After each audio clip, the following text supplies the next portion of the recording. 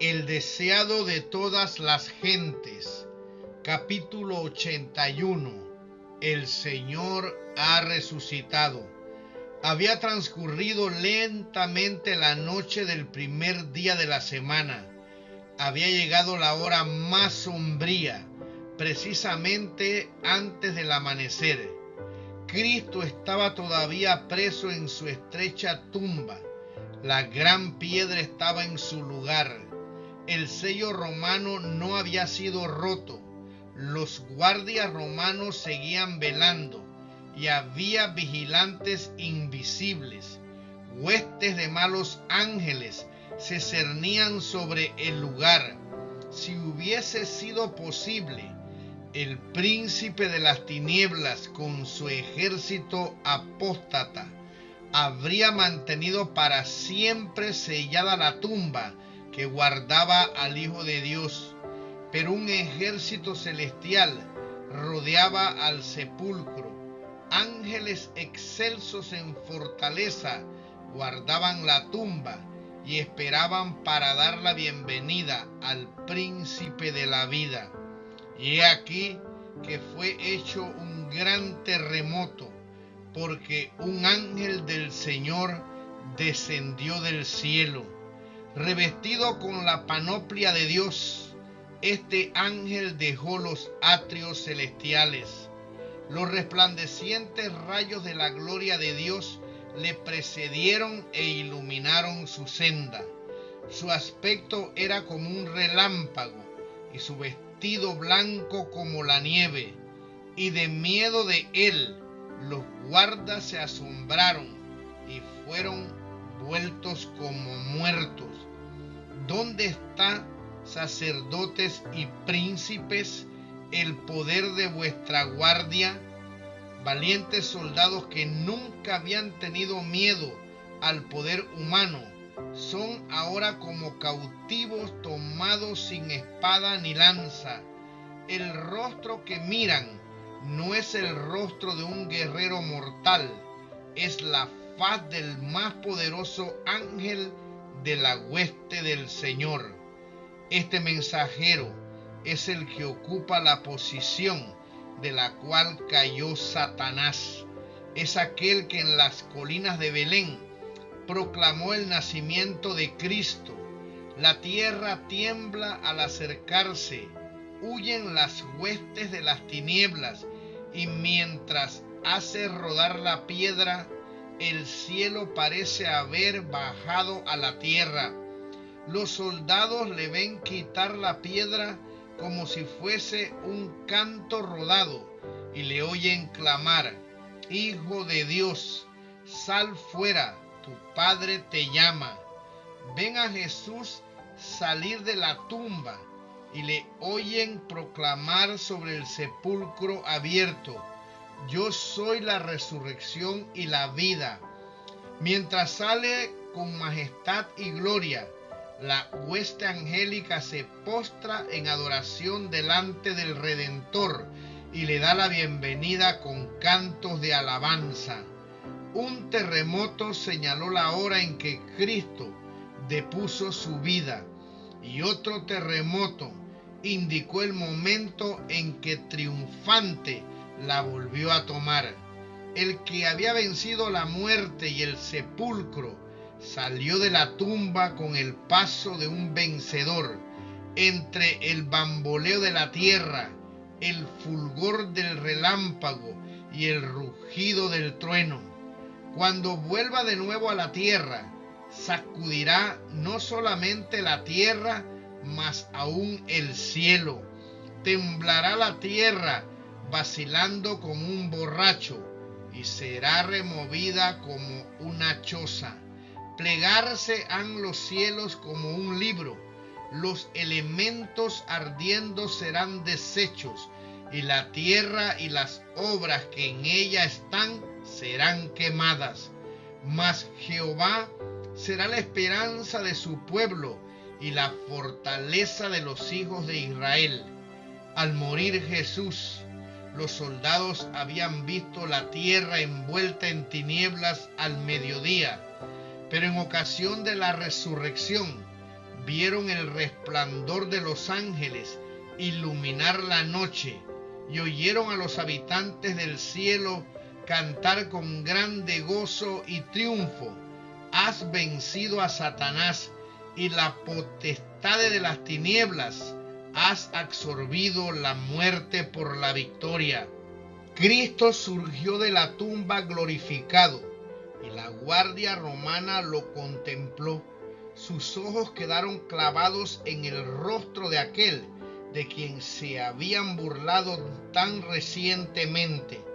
En este ser glorificado contemplaron al prisionero a quien habían visto en el tribunal, a aquel para quien habían trenzado una corona de espinas.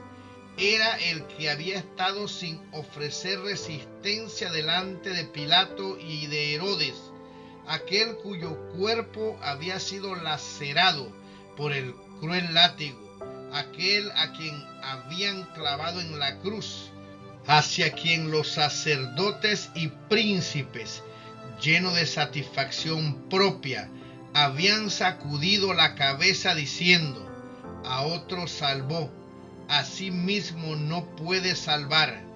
Era aquel que había sido puesto en la tumba nueva de José. El decreto del cielo había librado al cautivo. Montañas acumuladas sobre montañas y encima de su sepulcro no podrían haberle impedido salir.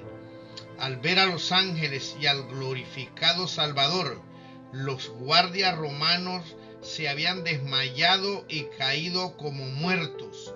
Cuando el séquito celestial quedó oculto de su vista, se levantaron y tan prestamente como los podían llevar sus temblorosos miembros, se encaminaron hacia la puerta del jardín. Tambaleándose como borrachos, se dirigieron apresuradamente a la ciudad, contando las nuevas maravillosas a cuantos encontraban. Iban a donde estaba Pilato, pero su informe fue llevado a las autoridades judías, y los sumos sacerdotes y príncipes ordenaron que fuesen traídos primero a su presencia. Estos soldados ofrecían una extraña apariencia, temblorosos de miedo, con los rostros pálidos, daban testimonio de la resurrección de Cristo. Contaron todo como lo habían visto. No habían tenido tiempo para pensar ni para decir otra cosa que la verdad. Con dolorosa entonación dijeron: fue el Hijo de Dios quien fue crucificado. Hemos oído a un ángel proclamarle: majestad del cielo, Rey de gloria. Los rostros de los sacerdotes parecían como de muertos. Caifás procuró hablar, sus labios se movieron, pero no expresaron sonido alguno. Los soldados estaban por abandonar la sala del concilio cuando una voz los detuvo. Caifás había recobrado por fin el habla. Esperad, esperad, exclamó. No digáis a nadie lo que habéis visto. Un informe mentiroso fue puesto entonces en boca de los soldados. Decid, ordenaron los sacerdotes. Sus discípulos vinieron de noche y le hurtaron, durmiendo nosotros. En esto los sacerdotes se excedieron. ¿Cómo podían los soldados decir que mientras dormían los discípulos habían robado el cuerpo? Si estaban dormidos, ¿cómo podían saberlo? Y si los discípulos hubiesen sido culpables de haber robado el cuerpo de Cristo, ¿no habrían tratado primero los sacerdotes de condenarlos? O si los centinelas se hubiesen dormido al lado de la tumba, ¿no habrían sido los sacerdotes los primeros en acusarlos ante Pilato?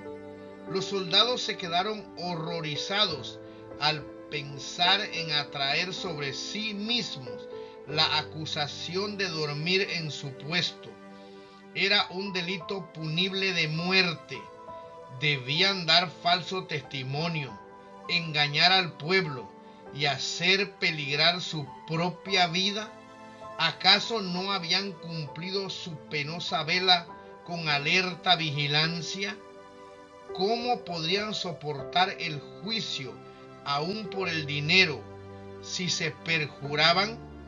A fin de callar el testimonio que temían, los sacerdotes prometieron asegurar la vida de la guardia, diciendo que Pilato no deseaba más que ellos que circulase un informe tal.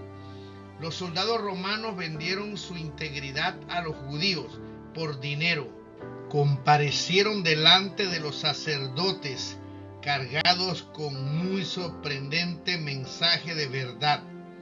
Salieron con una carga de dinero y en sus lenguas un informe mentiroso, fraguado para ellos por los sacerdotes.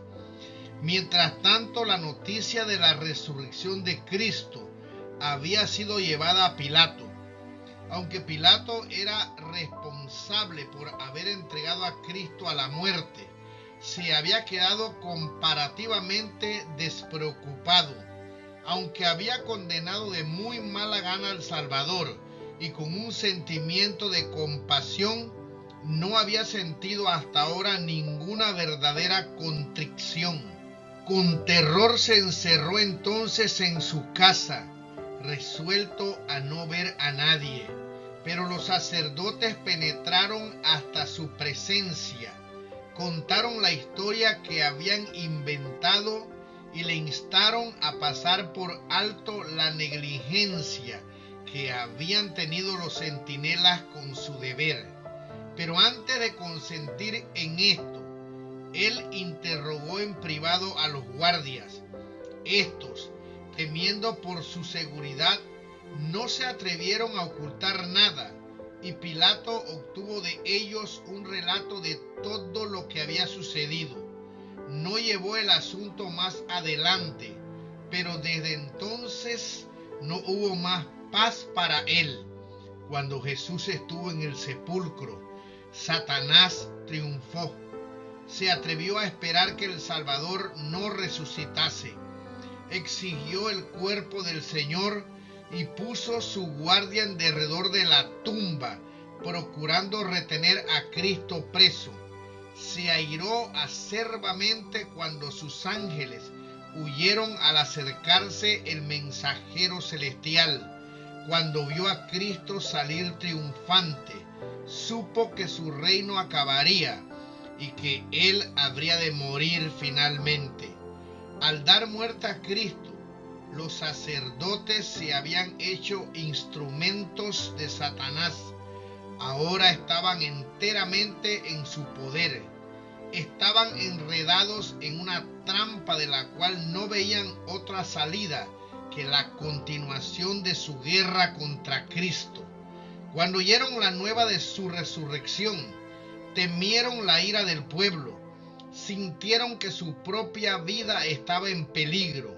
Su única esperanza consistía en probar que Cristo había sido un impostor y negar que hubiese resucitado.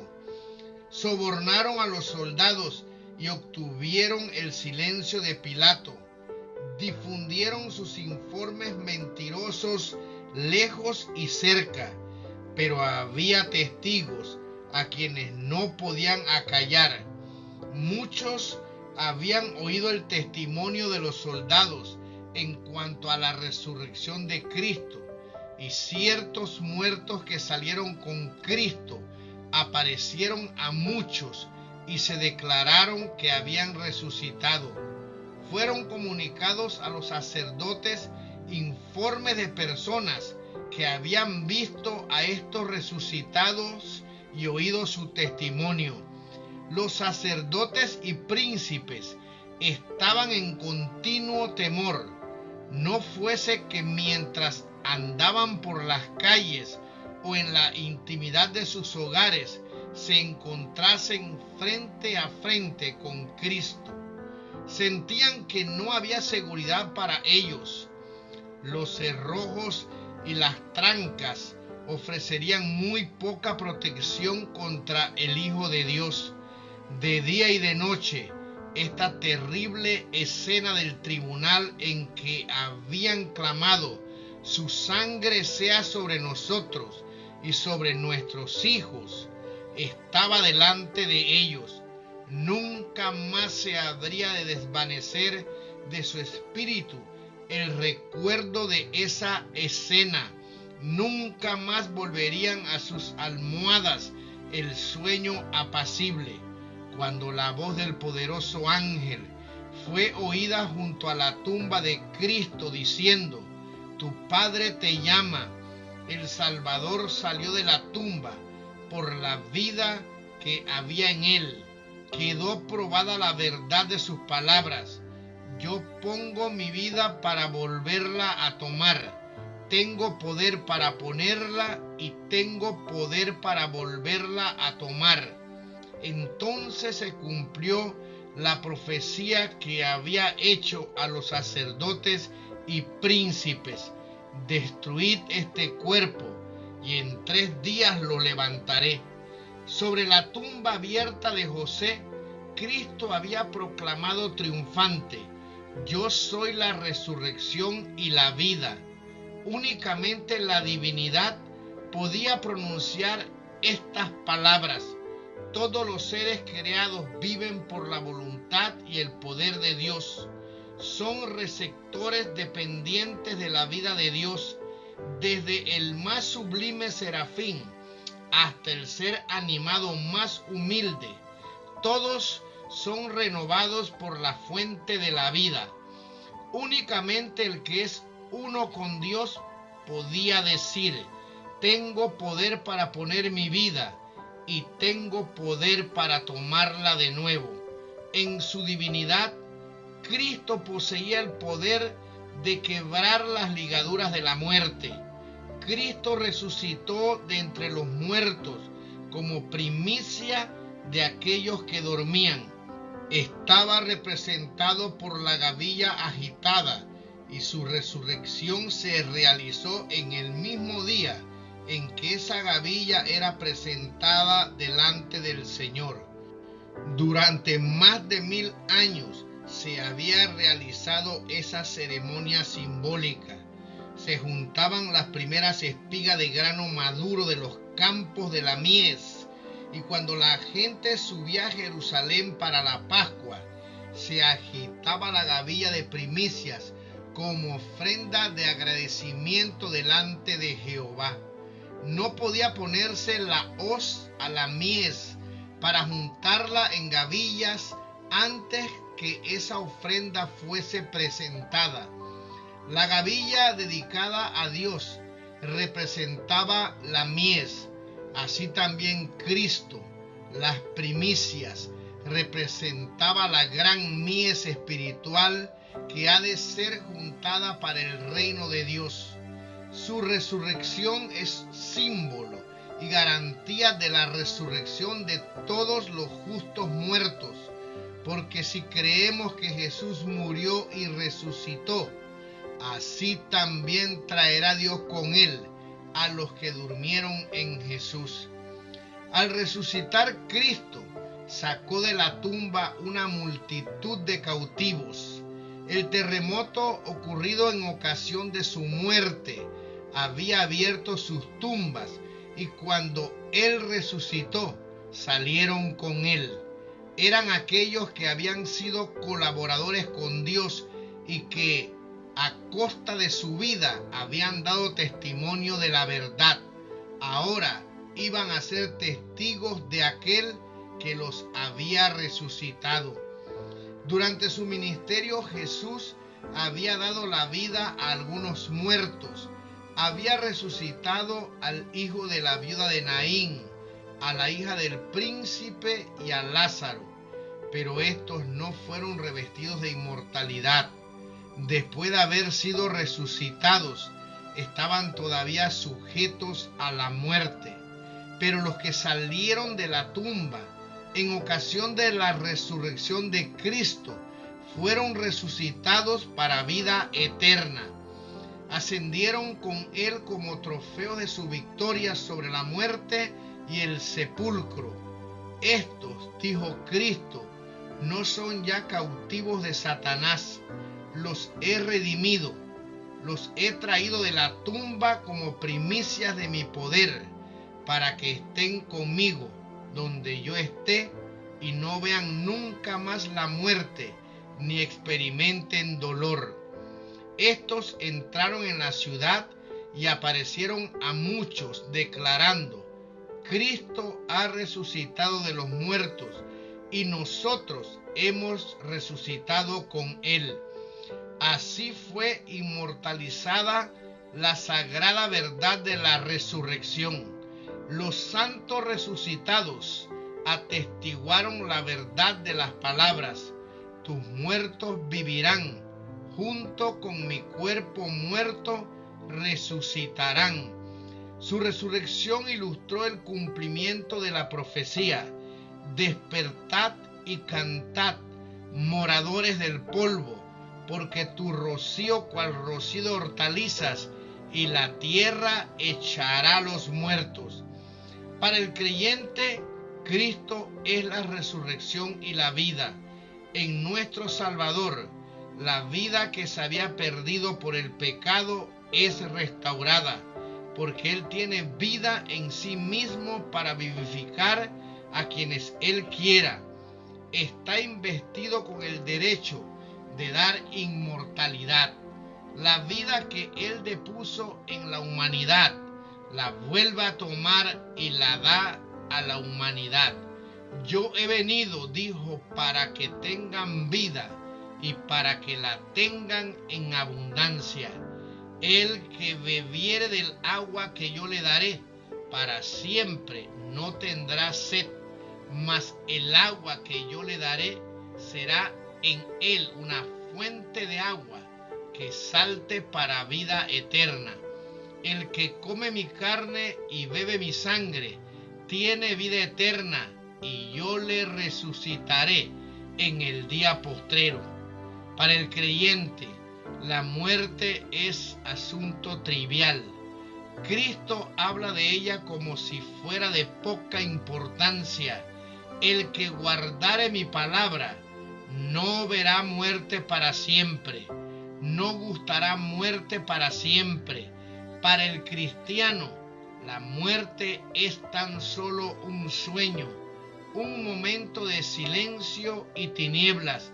La vida está oculta con Cristo en Dios, y cuando Cristo, vuestra vida, se manifestare, entonces vosotros también seréis manifestados con Él en gloria. La voz que clamó desde la cruz: consumado es, fue oída entre los muertos, atravesó las paredes de los sepulcros y ordenó a los que dormían que se levantasen. Así sucederá cuando la voz de Cristo sea oída desde el cielo. Esa voz penetrará en las tumbas y abrirá los sepulcros, y los muertos en Cristo resucitarán. En ocasión de la resurrección de Cristo, unas pocas tumbas fueron abiertas, pero en su segunda venida, todos los preciosos muertos oirán su voz y surgirán a una vida gloriosa e inmortal. El mismo poder que resucitó a Cristo de los muertos resucitará a su iglesia y la glorificará con él. Por encima de todos los principados y potestades, por encima de todo nombre que se nombra, no solamente en este mundo, sino también en el mundo venidero.